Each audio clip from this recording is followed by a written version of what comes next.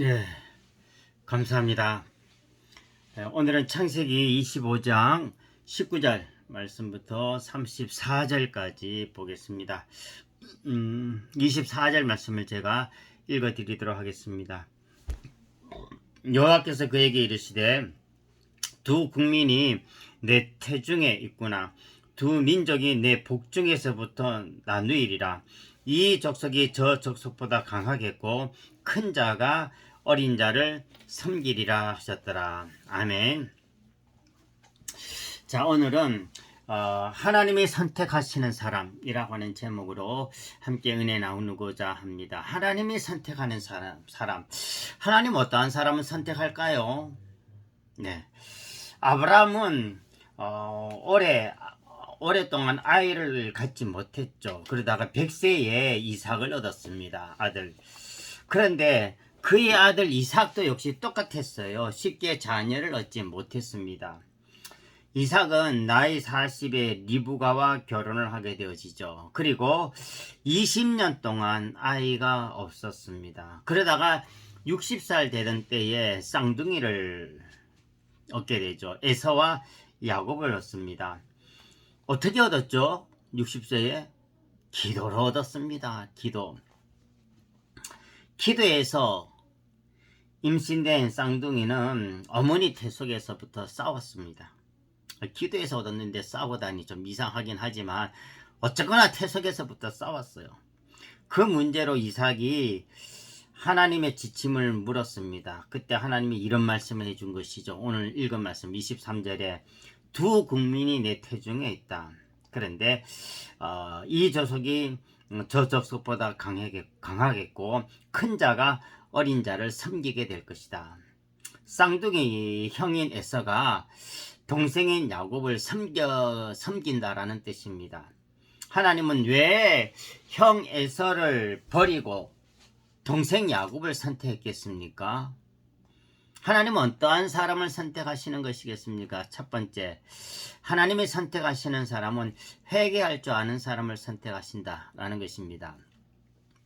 야곱은 종종 간절하게 회개 기도를 하였지만 에서는 자기 확신과 자기 멋에 취해서 살았습니다.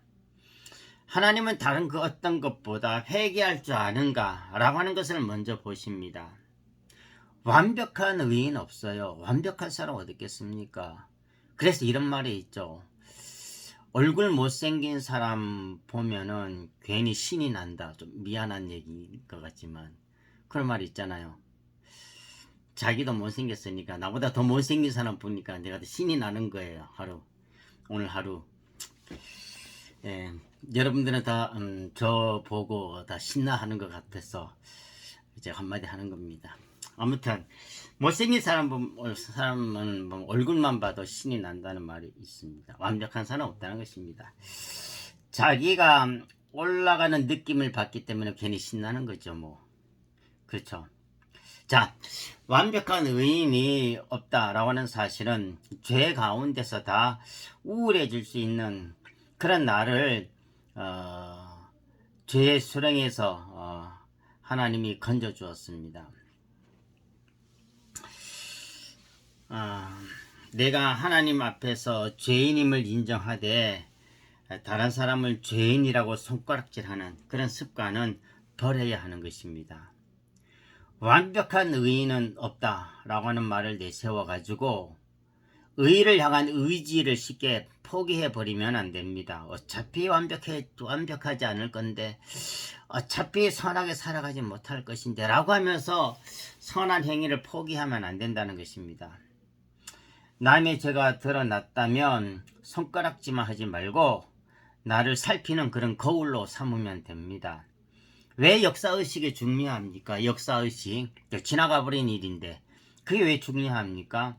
좋은 역사는 어떻게 합니까? 좋은 역사는 정명교사로 삼고 나쁜 역사는 반면교사로 삼아가지고 더 좋아지고 더 새로워지기를 노력하고 또 배워나가기 때문에 그렇습니다. 왜 수시로 나의 죄악된 모습을 살펴봐야 됩니까? 그때 나쁜 나를 버리고 좋은 나를 이룰 수 있기 때문에 그렇습니다. 사람 앞에서 의인임을 자처하기보다는 하나님 앞에서 죄인임을 자처하는 것이 은혜 받는 비결입니다.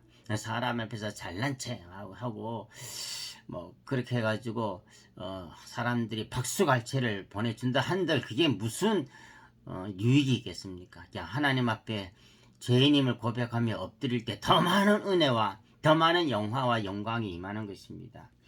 야곱은 그저 부족함이 많은 사람이었지만 회개할 줄 알고 하나님의 필요성을 깨닫고 고백하였습니다. 하나님, 저는 혼자입니다. 저는 하나님이 필요합니다. 저는 하나님의 동행하심, 하나님의 함께하심만 의지하며 살아갑니다. 회개할 줄 알고 겸손한 사람에게 하나님의 은혜가 임한다라는 것입니다. 그런데 야곱은 그런 삶을 살았는데 에사는 그걸 하지 못했다는 것입니다.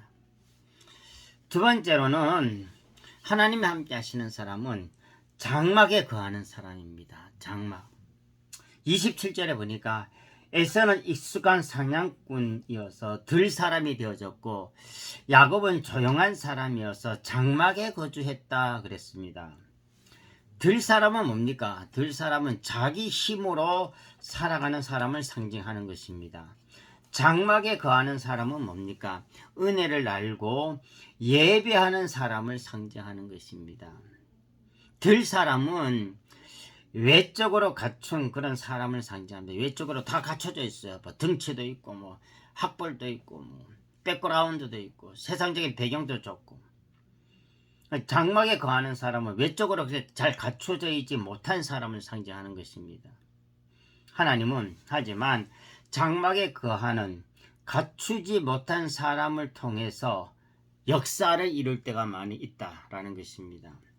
또한 부족한 사람을 골라서 능력 있게 사용하신다라는 것입니다. 다 갖추었다고 생각하는 사람에게는 치명적인 약점이 있습니다. 그게 뭘까요? 교만입니다. 사람은 외적인 것에 현혹되어져도 하나님은 그 중심을 보시는 것입니다. 하나님의 생각은 사람의 생각과 다릅니다. 하나님의 은혜가 없으면 인류 인생을 자체도 결국은 삼류 인생입니다. 그런데 하나님의 은혜 아래에서 살아가면 삼류 인생처럼 보이지만은 결론은 인류 인생입니다. 마지막 세 번째로 하나님 어떠한 사람을 선택하십니까? 명분을 아는 사람을 선택하십니다. 어느 날 야곱이 팥죽을 쏘았습니다. 그때 에서가 돌아와가지고 배고프다고 팥죽을 달라 했습니다. 그러자 이 계산적인 야곱은 장자의 명분을 팔라 얘기합니다. 에서가 말했죠. 32절에 내가 지금 죽게 되어졌는데 이 장자의 명분이 대체 내게 무슨 유익이 있겠는가?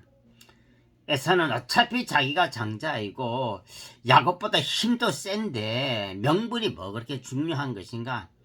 나중에 내가 힘으로 뺐든지 강압적으로 내가 억압적으로 내가 취하면 될 것이다.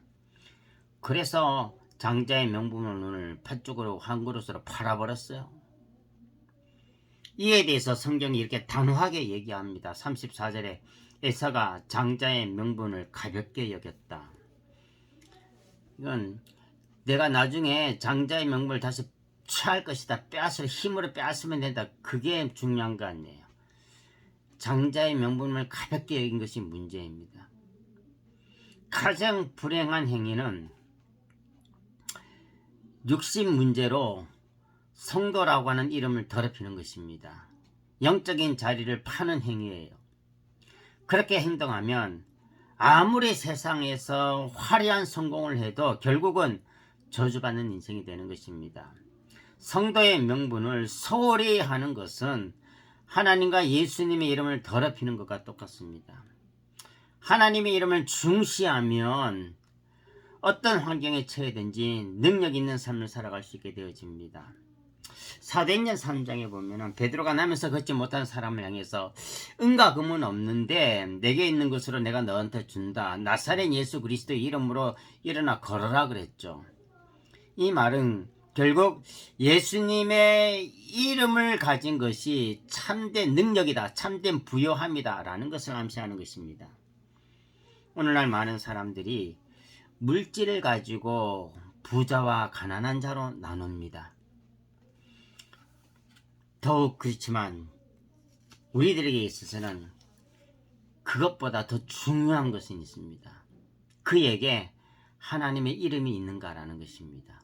아무리 가진 것이 많아도 하나님의 이름이 없으면, 세상의 모든 것을 다 가지고 있다 할지라도 하나님의 이름이 없으면 가난한 자입니다. 불행한 삶을 사는 것입니다. 좀 가진 것이 부족하고 좀 연약하고 좀 힘겹다 할지라도 예수 이름 가지고 있으면 풍성한 삶을 삽니다. 능력 있게 살아갈 수가 있습니다. 누가복음 16장에 보면은 나사로, 거지 나사로가 나오죠. 거지 나사로.